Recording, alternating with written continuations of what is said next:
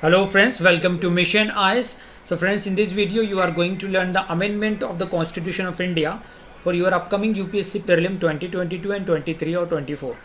तो ये लेक्चर बहुत ही इंपॉर्टेंट है.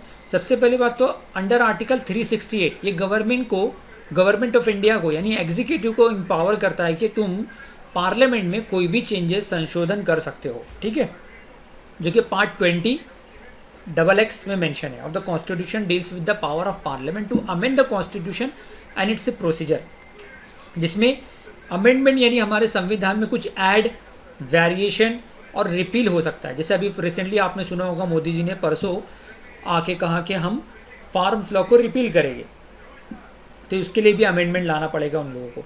However the parliament can not amend on those provision which form the basic structure of the constitution. Right now position of the parliament और position of the government ये है कि वो किसी भी पार्ट का संशोधन कर सकते हैं, अमेंडमेंट, तब्दीली, चेंजेस कर सकते हैं हमारे संविधान की, हमारे कॉन्स्टिट्यूशन की, लेकिन without affecting the basic structure of the Indian constitution. अब ये बेसिक फीचर्स है क्या?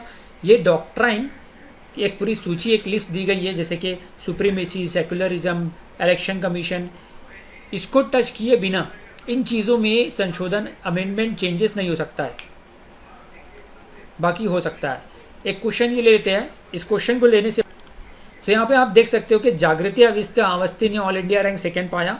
इस तरीके से 9, 10 अप टू 20, और ये पूरी एक लिस्ट है ऑल इंडिया रैंक 20 से लेके ऑल इंडिया रैंक 50. इन लोगों के नाम विद ऑल इंडिया रैंक आप देख सकते हो. They all have taken the coachings and guidance from the Unacademy. तो दोस्तों, आपको यूपीएससी प्रिपरेशन के लिए किस चीज़ की ज़रूरत है और अनअकैडमी आपको क्या प्रोवाइड कर रहा है, यहाँ पर आप देख सकते हो. एक गाइडेंस फ्रॉम टॉप एजुकेटर्स. तो हमारे अनअकैडमी पे structure, GS and optional courses है इंडिया के टॉप एजुकेटर के जरिए. बहुत ही हिंदी और इंग्लिश में लेक्चर अवेलेबल है. कॉम्प्रिहेंसिव टेस्ट सीरीज़ की ज़रूरत होती है ताकि आपका कंटिन्यूअस इवैल्यूएशन हो सके.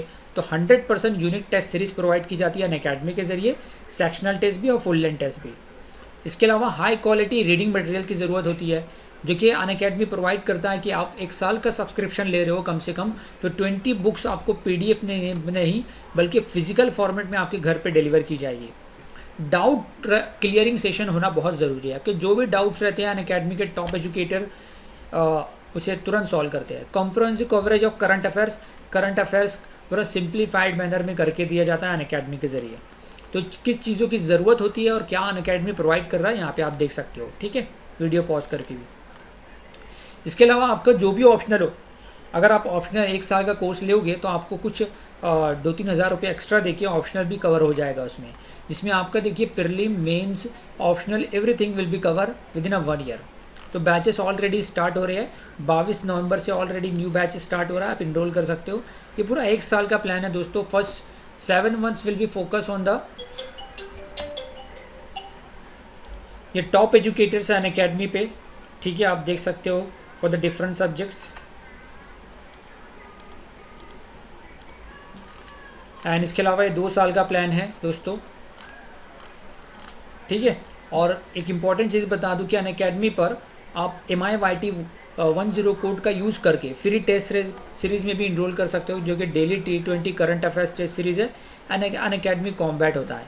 ये स्टैटिक अभियान डेली स्टैटिक टेस्ट सीरीज़ जो है सुबह 10 बजे होती है, तो करंट अफेयर्स टेस्ट सीरीज़ शाम में 7:30 बजे होती है, और अनअकैडमी कॉम्बैट हर रविवार को 11 बजे होता है. ठीक है, इसके अलावा Unacademy is also giving the loans for the UPSC preparation दोस्तों.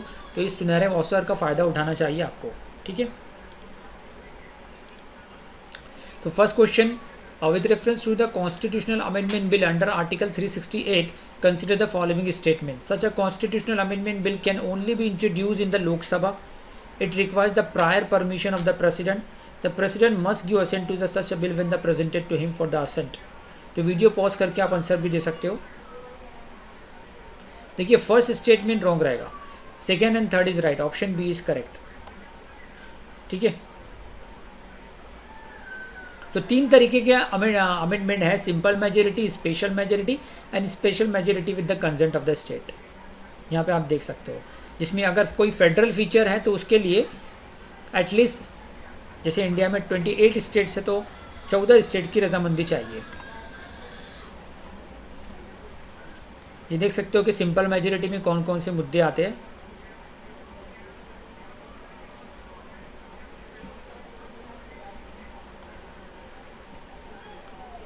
स्पेशल मेजोरिटी में फंडामेंटल राइट्स आता है, directive principles of state policy आते हैं, और special majority of the parliament with the consent of the state में जनरली फेडरल फीचर्स आते हैं, ये देख सकते हो आप।